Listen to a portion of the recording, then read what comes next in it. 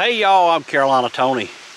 Today we are near Gatlinburg, Tennessee, about a mile outside of town, and I am in search of the secret fairy house. This is part of an estate that was built back in the early 1900s, and it's long gone.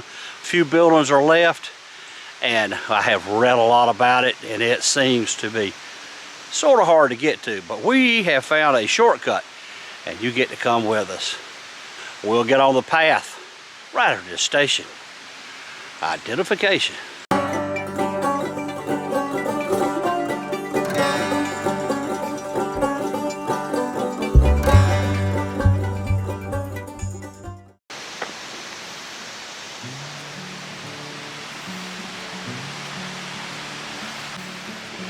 Well, I had saw a video and it talked about when you got to a house there was a fire hydrant, and there is the fire hydrant and the trail right down beside it.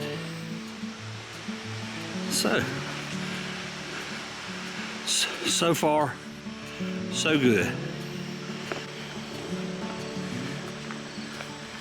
And our directions are to follow the path down beside the chain link fence. And at the end of the chain link fence, continue straight and cross a little stream. It's kind of wet and muddy, but it beats a 4.5 mile hike any day. I'm not absolutely sure, but I believe that was intended for a bear. From 1928 to 1944, a man named Louis E. Voorhees developed a mountain retreat that covered 38 acres here. This area would be known as the Voorhees Estate, and it's about a mile on the outside of downtown Gatlinburg, Tennessee, right off of Cherokee Orchard Road, and it's real easy to find. Voorhees used a lot of the stone in the area to construct the cabin as well as the house, and also the fairy house, which was originally the spring house.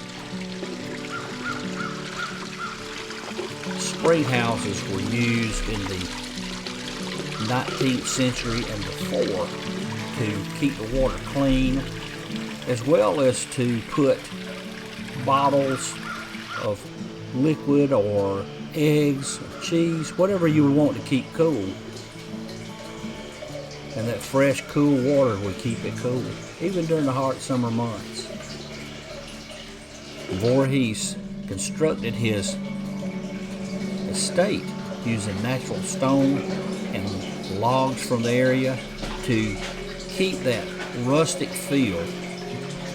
When Voorhees built the resort, the state and the National Park Service became very concerned because it was very close, if not on, national park land, and they had a problem with that. All that's left today of the state is the main house, 2 guest cabins, a horse barn, an apple barn, as well as remnants of the designed landscape.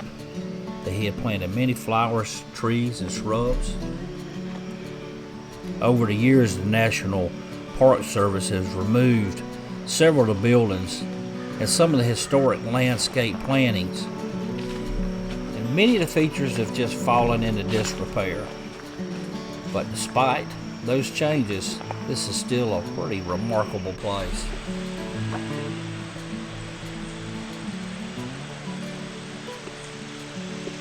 Wild turkeys.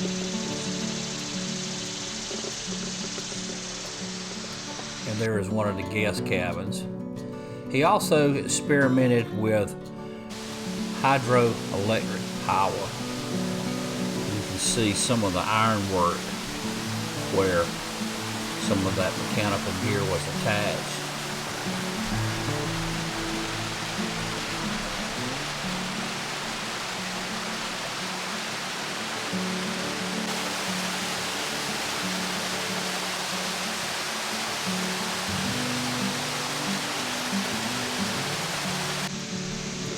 This would have been a path leading to one of the houses that had been torn down.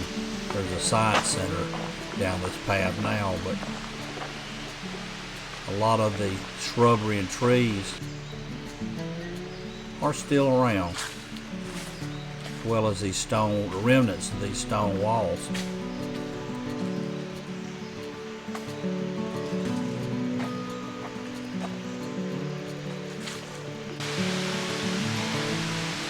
What is left of their swimming pool?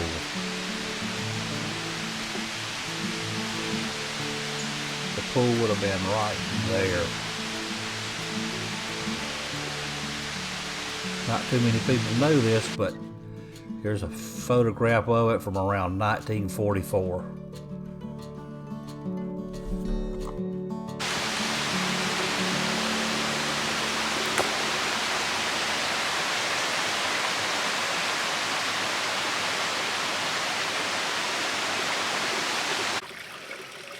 Well, that is pretty cool. The ferry house, or spring house that they call the ferry house.